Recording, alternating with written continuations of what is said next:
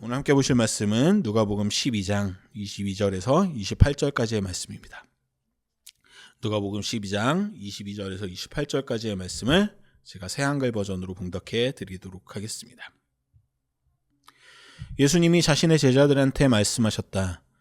이런 까닭에 그대들에게 말합니다. 목숨을 위해 무엇을 먹어야 할지, 몸을 위해 무엇을 입어야 할지 걱정하지 마세요. 음식보다는 목숨이, 옷보다는 몸이 값지거든요. 까마귀들을 곰곰이 생각해 보세요. 씨를 뿌리지도 거두어 들이지도 않아요. 그것들에게는 뒷방도 광도 없어요. 그러나 하나님이 까마귀들을 먹이십니다. 하물며 그대들이야 새들하고 얼마나 다른가요? 걱정한다고 해서 그대들 가운데 누가 자기 키를 50cm라도 늘릴 수 있나요? 그러므로 그대들이 아주 작은 일조차 할 수 없다면 그 밖의 것들을 두고 왜 걱정하나요? 들꽃이 어떻게 자라는지 곰곰이 생각해 보세요. 힘들여 일하지도 옷감을 짜지도 않습니다. 그런데 그대들에게 말합니다. 온갖 영광을 누린 솔로몬조차도 그 입은 것이 이 꽃들 가운데 하나만큼도 되지 못했습니다. 들풀은 오늘 있다가 내일 아궁이에 던져지는데도 하나님이 이렇게 입히시는데 하물며 그대들이야 믿음이 작은 사람들이요. 아멘. 네, 지난주부터 우리는 누가복음 12장 본문을 가지고 예수님께서 우리에게 알려주시는 두려움에 맞서는 방법을 살펴보고 있습니다. 지난주 예수님은 우리에게 창조주 하나님과 구원자 예수님과 내주하시는 성령님에 대해서 언급하셨습니다. 그리고 우리가 유일하게 두려워야 해야 할 하나님이 우리를 사랑하신다는 사실을 기억할 때 우리가 두려움을 이길 수 있음을 함께 생각해 보았습니다. 오늘은 두려움을 이기기 위한 두 번째 시간입니다. 오늘 본문은 너무 길어서 22절부터 28절까지만 끊어서 읽었지만 보다 나은 이해를 위해서는 13절부터 34절까지 모두 살펴보는 것이 좋습니다. 함께 말씀을 살펴보면서 예수님께서 우리의 두려움을 어떻게 다스리길 원하시는지 깨닫고 그 마음을 우리 삶으로 가져오길 다짐하는 시간이 되길 소망해 봅니다. 오늘 본문은 엄격하게 구분되진 않지만 그래도 이해를 돕기 위해서 굳이 구분하자면 세 부분으로 나눌 수 있겠습니다. 13절에서 21절까지 처음 부분은 부유한 자들에게 하는 가르침입니다. 그리고 22절에서 30절까지는 부유하지 않거나 가난한 이들에게 하시는 가르침이고요. 마지막으로 31절에서 34절까지는 두 부류 모두, 그러니까 부유하든 부유하지 않든 모든 사람들을 아울러서 하시는 가르침으로 나눌 수 있습니다. 13절에서 어떤 이가 예수님께로 나와서 자기 형제가 자기와 유산을 나눌 수 있게 해달라고 부탁합니다. 무리 가운데 어떤 사람이 예수님께 말씀드렸다. 선생님, 제 형제에게 말해서 유산을 저와 나누라고 해주세요. 이에 대해 예수님은 자기가 그런 개인적인 분쟁에 개입하는 사람이 아니라고 말씀하신 후에 그의 지나친 욕심을 지적하십니다. 사실 이 상황에서 형제와 유산을 가지고 다투는 상황 자체가 그 사람이 이미 꽤 재산이 많이 있다는 것을 의미합니다. 아마도 그의 행색, 옷차림 등을 살펴보고 예수님은 더 확신하셨을 것 같습니다. 이미 먹고 사는 데 있어서 큰 어려움이 없는 이가 유산에 대해서 더 많이 가지기 위해서 자기 형제와 다투면서 심지어 예수님께 부탁까지 하는 모습을 보시고 예수님은 지나친 욕심에서 자기를 지키라고 하십니다. 15절 말씀입니다. 예수님이 그들한테 말씀하셨다. 주의하세요. 온갖 지나친 욕심에서 스스로를 지키세요. 누군가에게 있는 재산이 남아돌더라도 그 사람의 생명은 거기에 달린 것이 아니기 때문입니다. 지금 여기서 예수님이 주의하라고 하시는 지점은 바로 지나친 욕심입니다. 욕망은 그리고 욕심은 우리 인간한테 당연하게 존재하는 것입니다. 아무런 욕심 없이 살아갈 수 있는 사람은 아무도 없습니다. 그렇기 때문에 예수님은 단순히 욕망이나 욕심이 잘못되었다고 하시는 것이 아닙니다. 바로 지나친 욕심, 집착을 경계하고 계십니다. 그리고 한 가지 비유를 말씀하십니다. 어떤 부유한 자가 있었습니다. 그 사람이 농사를 지었는데 그 농사까지 잘 되었습니다. 그래서 그 부자는 기존에 가지고 있던 창고를 허물고 다시 더 큰 창고를 짓습니다. 거기에 많은 것들을 쌓아두고 이제는 인생을 즐기는 일만 남았다고 말하는 부자에게 하나님이 나타나셔서 말씀하십니다.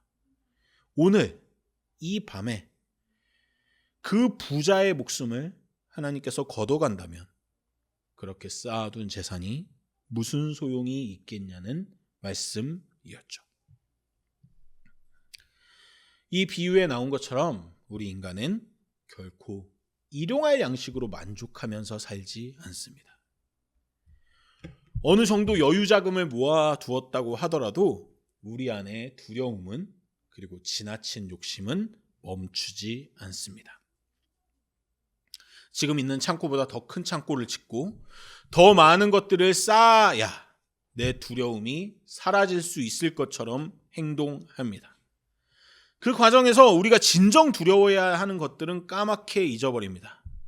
그런 사람들을 향해서 오늘 예수님은 자기를 위해 보물을 쌓아두지만 하나님을 향하여는 부유하지 못한 사람이라고 평가하십니다. 그리고 오늘 함께 읽은 본문 말씀이 이어집니다. 이런 까닭에 그대들에게 말합니다. 목숨을 위해 무엇을 먹어야 할지, 몸을 위해 무엇을 입어야 할지 걱정하지 마세요. 음식보다는 목숨이, 옷보다는 몸이 값지거든요. 여기서 무엇을 먹을지 무엇을 입을지 걱정하지 말라는 말씀은 앞달락의 가르침과 괴를 같이 합니다. 인간은 욕망 그 자체로 불행해지지 않습니다. 지나친 욕심, 이미 충분히 가지고 있음에도 지나치게 욕망하는, 그러니까 집착 때문에 불행해집니다. 그렇기 때문에 지금 예수님의 말씀은 단순히 먹을 걱정, 입을 걱정을 하지 말라는 뜻이 아닙니다. 그런 것들에 집착하고 지배당하지 말라는 이야기입니다. 그 뒤에 예수님은 까마귀들을 생각해보라고, 들꽃을 생각해보라고 말씀하십니다. 24절과 27절을 연달아서 읽어드리겠습니다. 까마귀들을 곰곰이 생각해보세요. 씨를 뿌리지도 거두어 들이지도 않아요. 그것들에게는 뒷방도 광도 없어요. 그러나 하나님이 까마귀들을 먹이십니다. 하물며 그대들이야 새들하고 얼마나 다른가요? 들꽃이 어떻게 자라는지 곰곰이 생각해 보세요. 힘들어 일하지도 옷감을 짜지도 않습니다. 그런데 그대들에게 말합니다. 온갖 영광을 누린 솔로몬조차도 그 입은 것이 이 꽃들 가운데 하나만큼도 되지 못했습니다. 아멘. 까마귀들에게는, 들꽃에게는 분명히 결핍이 존재합니다. 까마귀들에게는 자신이 안전하게 거할 뒷방도, 자신들의 먹을 것을 쌓아놓을 창고도 없습니다. 하지만 그들을 하나님이 먹이십니다. 들꽃은 힘들어 일할 수도, 옷감을 짜는 노력도 할 수 없습니다. 게다가 오늘 있다가 내일 아궁이에 던져질 정도로 짧은 생을 살아갑니다. 하지만 하나님은 그들을 먹이시고 입히십니다. 그들 존재를 책임져 주십니다. 28절 말씀입니다. 들풀은 오늘 있다가 내일 아궁이에 던져지는데도 하나님이 이렇게 입히시는데 하물며 그대들이야 믿음이 작은 사람들이여. 예수님은 지금 안타까운 마음으로 우리에게 소리치고 계십니다. 이미 설명한 대로 자연 안에 결핍이, 부족함이 존재하지만 하나님께서는 그들을 책임지십니다. 그런데 하나님의 뜻을 더 많이 알고 깨달을 수 있는 우리 인간들은 오히려 자연보다 더 많이 걱정하고 두려워하고 집착합니다. 그런 우리에게 예수님은 자연 안에서 하나님께서 어떻게 역사하시는지 깨닫고 하나님이 우리에게 어떻게 역사하실지 기대하라고 소리치고 계십니다. 예수님은 이렇게 자연을 바라보며 우리가 하나님의 뜻을 깊이 깨닫길 원하셨습니다. 하지만 예수님을 비방하던 바리새인들과 율법학자들은 율법을 더 완벽하게 지키면, 하나님 앞에 종교적인 행위를 완벽하게 해내면 하나님께서 만족하실 것이라고 생각했습니다. 그들의 신앙은 성전지향적인 신앙이었습니다. 화려한 종교행위, 완벽한 율법 준수가 그들의 목표였죠. 그래서 그들의 시선은 예수님의 말씀처럼 자연을 향해 있지 않습니다. 그들의 시선은 늘 성전을 향합니다. 성전 안에 있는 하나님을 믿기 때문에 성전으로 향하는 것이 아닙니다. 그 성전이 크고 웅장하기 때문에, 그리고 그 크고 웅장한 성전이 자신들의 권위를 더 강화시켜주고 더 행복하게 만들어줄 거란 믿음 때문이었습니다. 하지만 요한복음 2장 말씀에서도 나타나듯이 예수님은 오히려 성전을 바라보면서 그 웅장한 성전이 오히려 무너져야 하는 대상임을 말씀하십니다. 완벽하고 화려한 것들, 보통 우리 인간이 집착하는 것들이 우리를 행복하게 해줄 수 없다는 것을 말씀하시는 것이죠. 예수님은 우리의 시선이 웅장하고 대단한 것에 있길 원하지 않으셨습니다. 오히려 부족하고 결핍되어 있는 존재들의 머무는 하나님의 역사하심을 보길 원하십니다. 예수님의 말씀처럼 자연을 바라보고 자연을 묵상해 봅시다. 그러면 그 자연은 그 어느 것에도 집착하지 않고 있다는 것을, 그렇기에 자유롭다는 것을 깨달을 수 있습니다. 동시에 자연을 묵상하는 것은 우리에게 한 가지 가르침을 더 줍니다. 오늘은 이 지점에 집중해 보고 싶은데요. 그것은 자연은 꽤나 결핍된 존재라는 것입니다.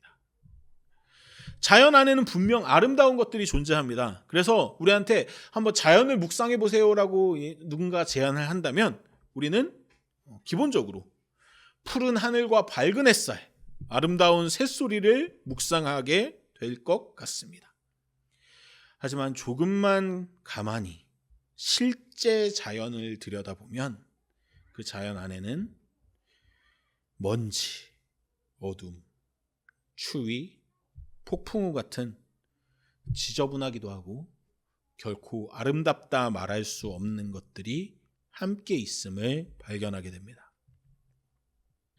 예수님은 지금 그런 자연을 하나님께서 사랑하신다고 말씀하십니다. 그런 자연을 하나님께서 책임지신다고 말씀하십니다. 그렇게 예수님이 말씀하실 때 이 고대인들에게, 예수님 당시의 사람들에게 자연을 묵상하라는 제안은 결코 어렵지 않은 제안이었습니다. 그들은 가만히 고개를 들기만 해도 하늘에 나는 새와 들에 핀 꽃들을 보는 것이 너무나도 일상적인 일이었고 쉬운 일이었습니다. 하지만 우리 현대인들은 자연을 묵상하기가 참 쉽지 않습니다. 하늘을 바라보면 잿빛 하늘이 바라보이고 주변을 둘러보면 들꽃보다는 높이 솟은 아파트들이 보입니다. 큰 빌딩들에 둘러싸여서 인간이 만들어낸 온갖 구조물에 둘러싸여 있는 인간은 자연에게 시선을 두기보다 도시에, 인공물에 시선을 두는 것이 익숙합니다. 저는 어제 가족들과 함께 강남 한복판에 다녀올 기회가 있었습니다. 이렇게 차를 이렇게 타고 가는 도중에 딸아이가 너무 답답하다고, 왜 이렇게 높은 건물이 많냐고, 답답하다고 이렇게 말하더라고요. 그 답답한 도시 속에서 대부분의 사람들이 살아가고 있습니다. 화려하고 웅장한 건물들은 우리의 욕망을 자극하고 때로는 욕망의 대상 그 자체가 되기도 합니다. 어쩌면 예수님 당시의 사람들이 거대한 성전을 바라보며 성전 지향적인 신앙을 가졌던 것처럼 현대의 기독교인들 또한 빌딩 지향적인, 도시 지향적인 신앙을 만들어가고 있다는 생각을 딸아이의 이야기를 들으면서 잠시 했습니다. 우리의 시선은 자꾸만 더 큰 곳간으로, 더 큰 빌딩으로 향합니다. 하지만 그것들은 결코 영원할 수 없는 존재들입니다.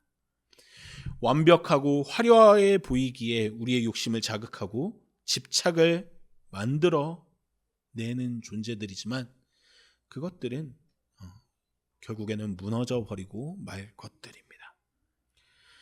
그런 것들에 집착하는 우리들에게도 예수님께서는 자연을 바라보라고 말씀하십니다. 복잡한 도시 속에서 문자 그대로의 자연을 묵상하기는 쉽지 않은 우리들입니다. 하지만 우리에게도 자연 그 자체인 존재들이 여전히 곁에 있습니다. 그것은 바로 우리 인간 자신입니다.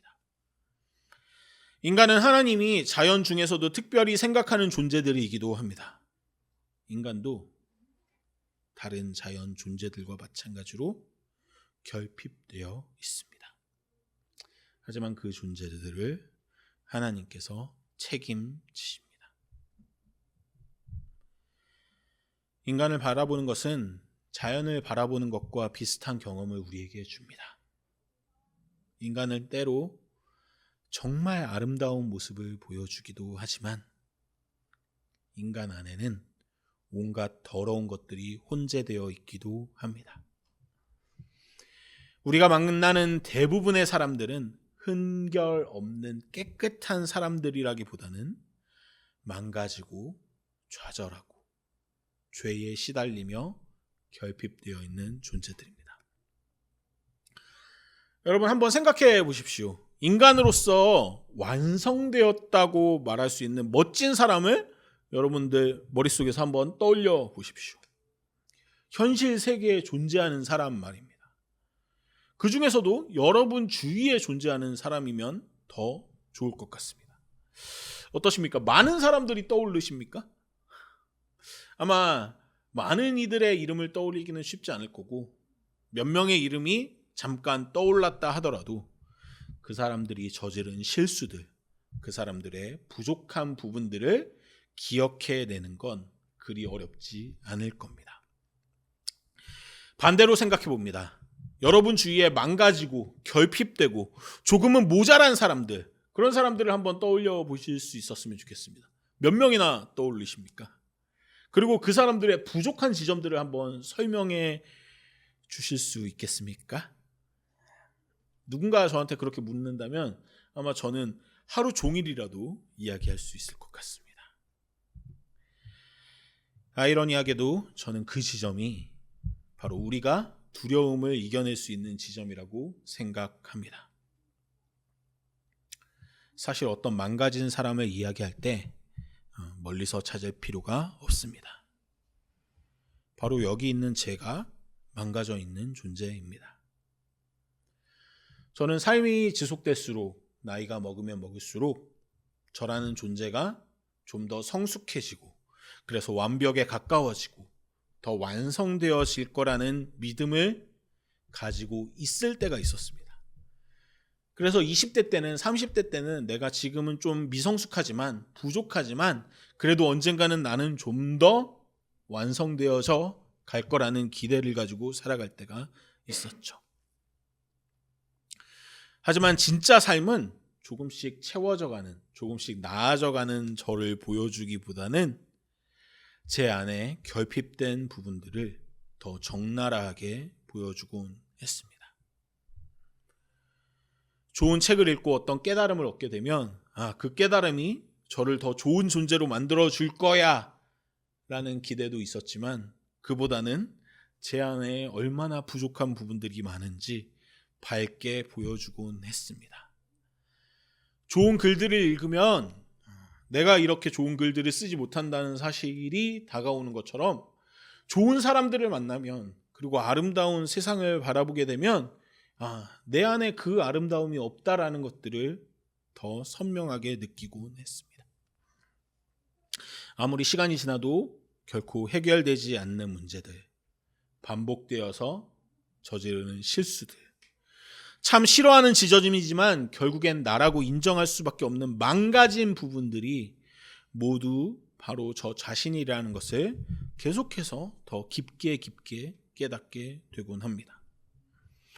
하지만 그런 제가 희망을 가지는 것은 하나님께서 그런 망가진 존재들을 사랑하시는 분이라는 점입니다.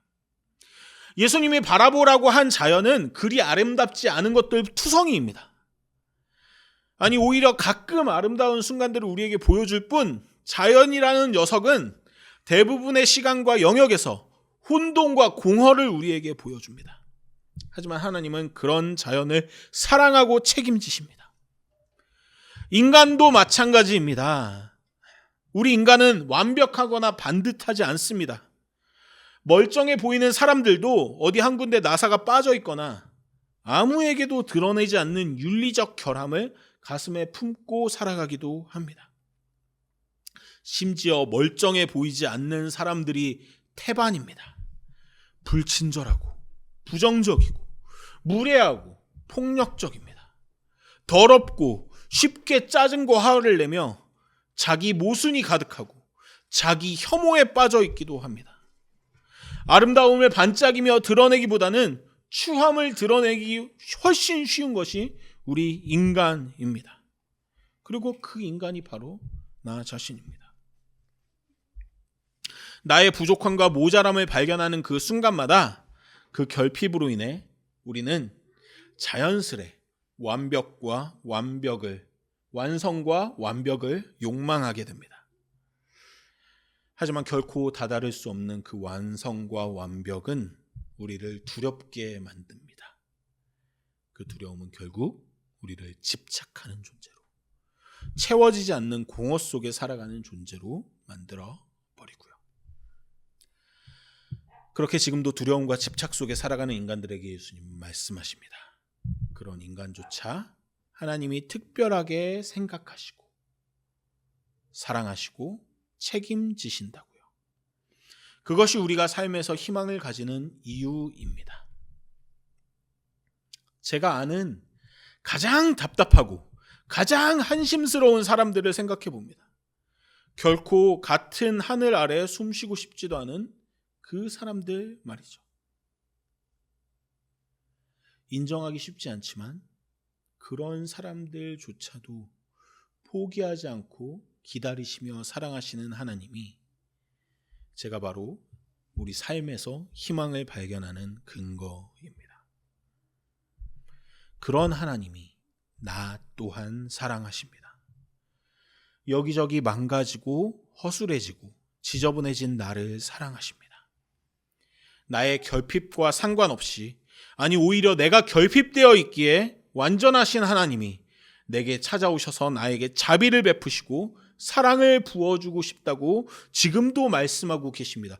그것이 성경이 이야기하는 하나님 사랑의 방식입니다.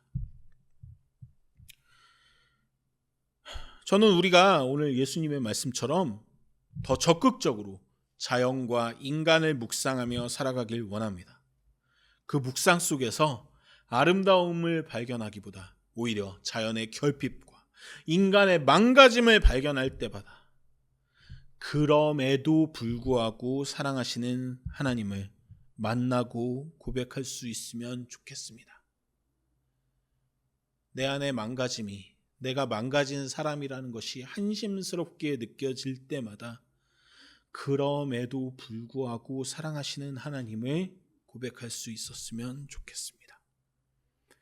그리고 그 사랑의 하나님을 고백하는 과정에서 저와 우리 함께 웃음교회 성도들 모두 안에 있는 집착이 그리고 두려움이 물러가고 자유와 평안이 그 자리를 채우길 간절히 소망합니다.